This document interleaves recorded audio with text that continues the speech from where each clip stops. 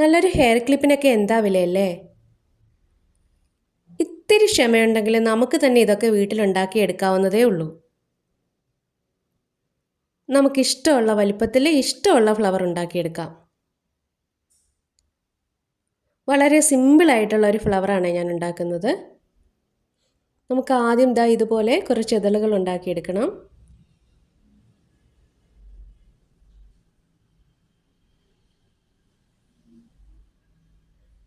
ഇനി നമുക്കിതിനെ ഫ്ലവറാക്കാം.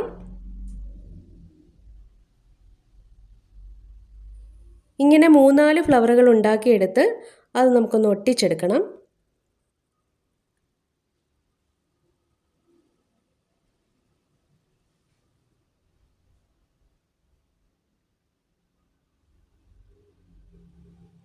ഇതിന് നല്ലൊരു സ്റ്റോൺ ഒട്ടിച്ചു കൊടുക്കാം.